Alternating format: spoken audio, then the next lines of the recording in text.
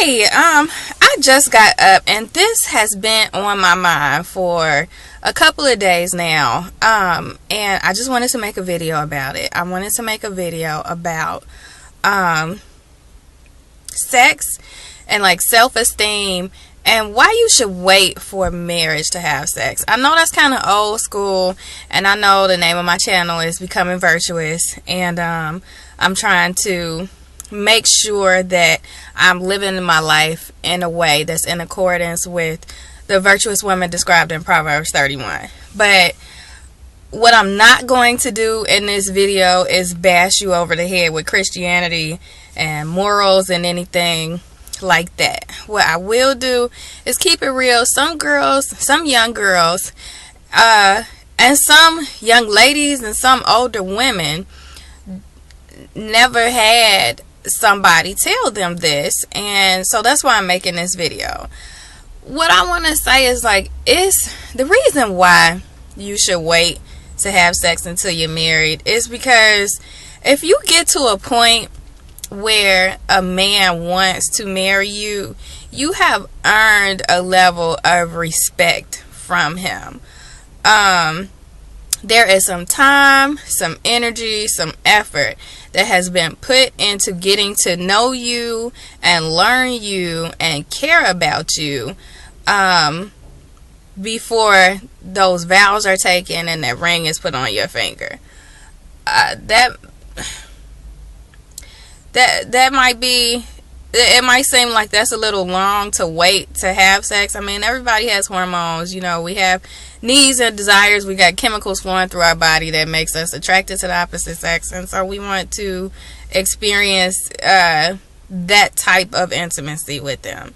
And well, what I want to tell you is that intimacy doesn't always equal sex. You can have sex with somebody that does not care about you at all, and that would not feel intimate at all.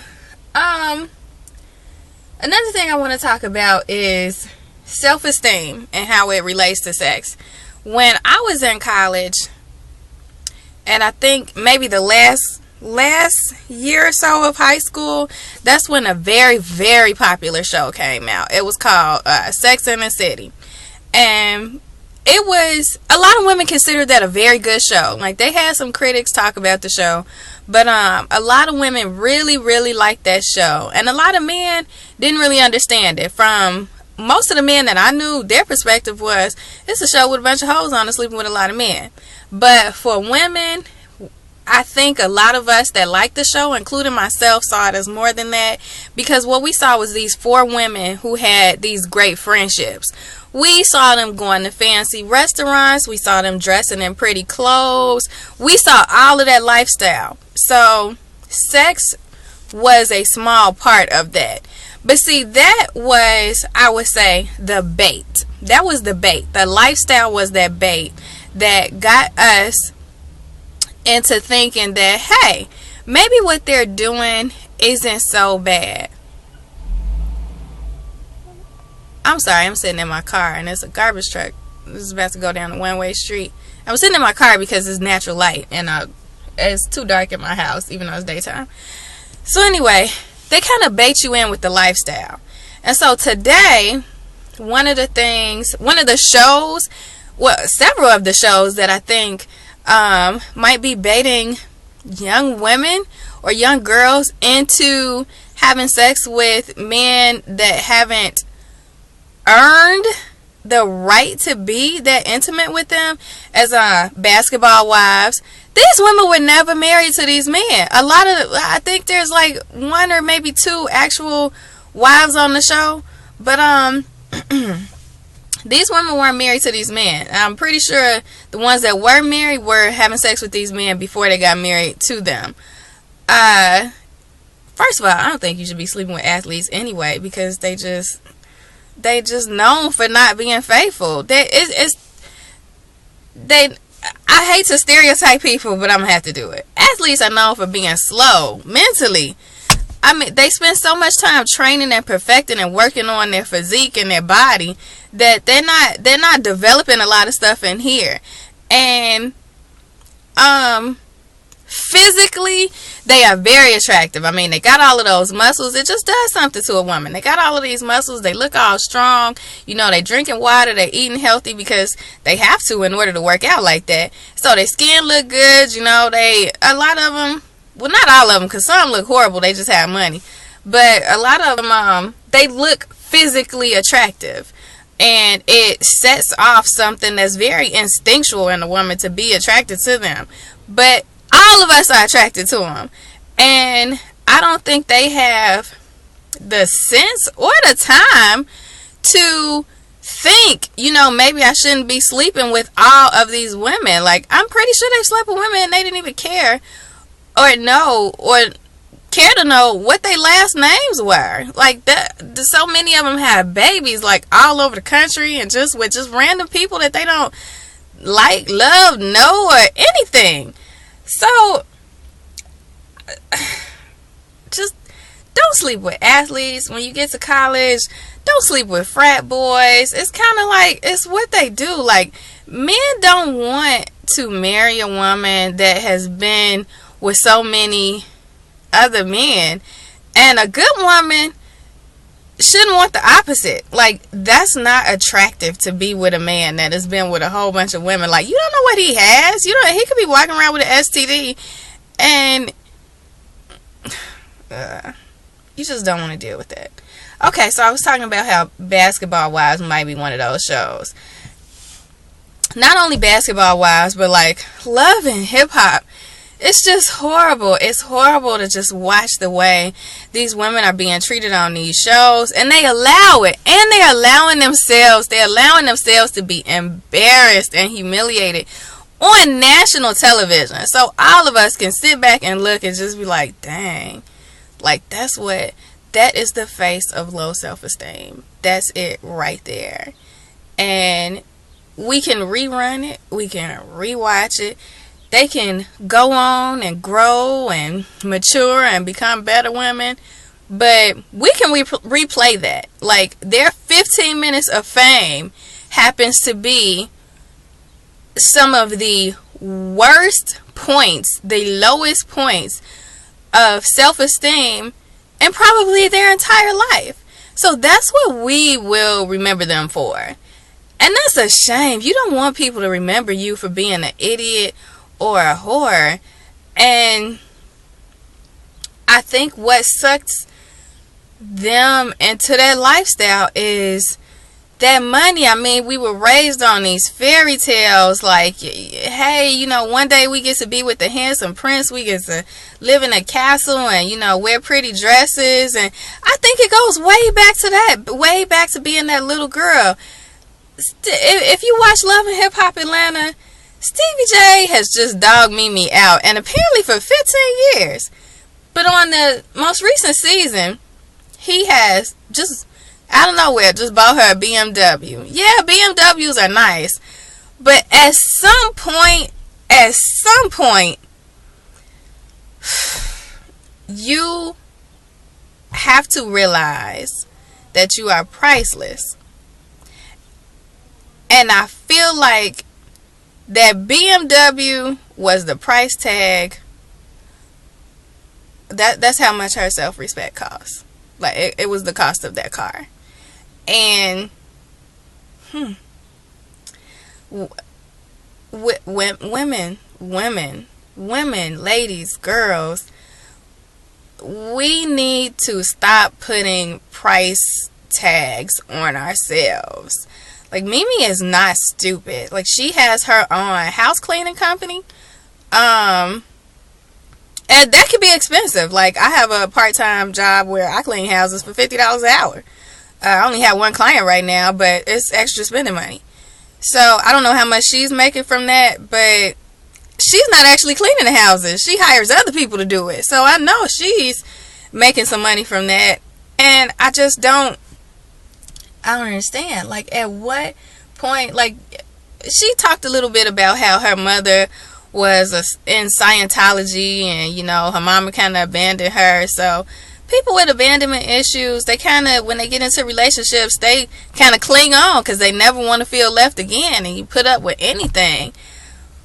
But Work on your issues. Whatever issues you have from your childhood, from your parents not being there, if you got daddy issues, if you got mommy issues, work that stuff out before you get into a relationship. Work on you. Buy yourself, buy a vibrator. Get the rabbit. That thing is...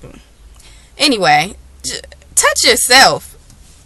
Stop putting a price tag on you for these... I don't even want to call him men, but I mean, at this point, he's not doing anything to her or Jocelyn that they're not allowing, because now they know. They know they got it on video. They can rerun it just like we can, and they just put a price on themselves. Like, Jocelyn used to be an exotic dancer, and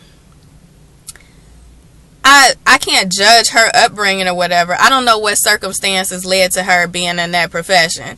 But I think she had mentioned being a stripper since she was like 15. Something ain't right with your home life if that's what you need to do at 15 years old. Like, your parents should not want you to do that. Somebody was not taking care of her, and she had to feel the need that she needed to take care of herself.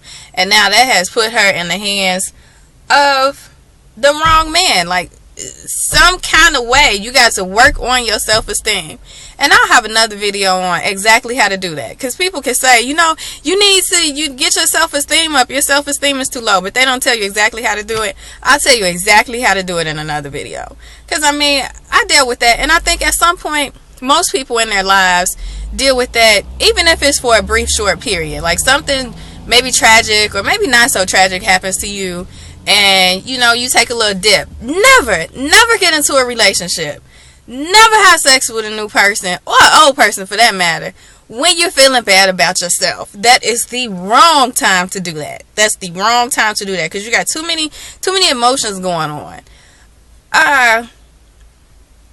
Just stop putting prices on yourselves.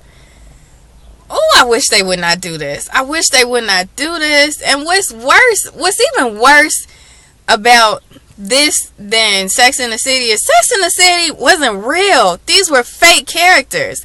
I don't know how real reality TV is.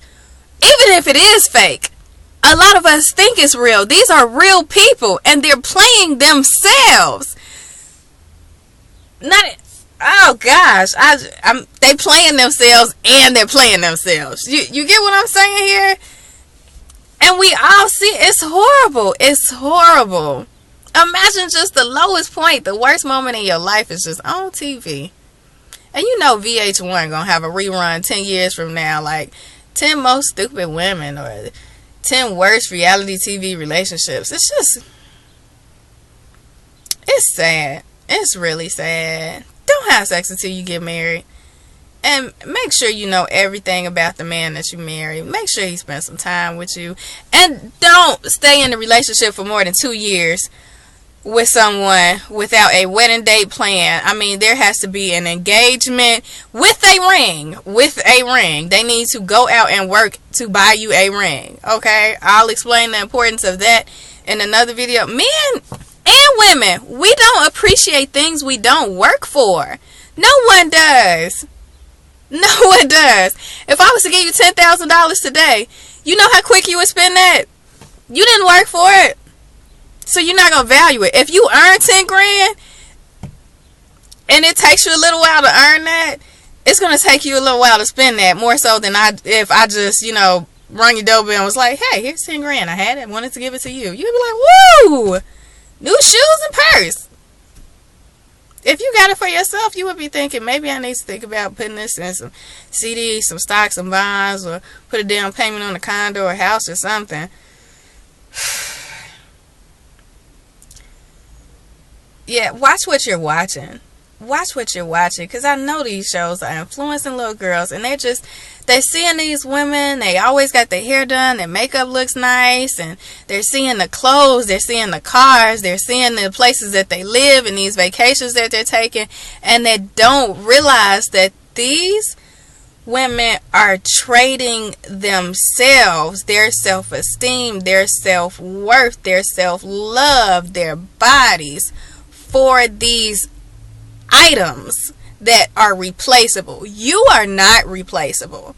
This material stuff is. It is. And furthermore, if you work for it, you can get it yourself. That's all I had to say. I hope that made some sense to you. Just stop. Watch what you're watching. And if you're a parent, don't let your daughters watch these shows. Don't do that. Don't let your sons watch these shows. I really think, okay, you know Love and Hip Hop Atlanta. There was a married couple on there, Kurt and Rashida. Now, Rashida, in my opinion, was very disrespectful to her husband in the first season. And so I think that he had that threesome to prove, like, I'm still a man, like, which was a dumb way to prove it, because he just showed he was an idiot. But I think seeing how he was helping take care of his wife and being there for her, and then watching these other men dog women out and have more women chase after him. What do you want? I'm not about to move my car. Well, seeing these other men dog women out and have yet more women chase after them, he was just like, well, what am I doing? Like, I'm treating her good and she's treating me like crap. I don't think that's a good example for young boys either, or even grown men. Like, even look at the women that Benzino and Stevie J got. Women with low self-esteem. That's not what you want. That's not what you want. You don't want a woman with low self-esteem. And to be a man just being so reckless with your penis, that you're playing Russian roulette with it. Their STDs are out there. They're out there. They're real. They exist, and they kill you. That's your body. That's your health. That's your life. You can't play with these things. All right, that's it.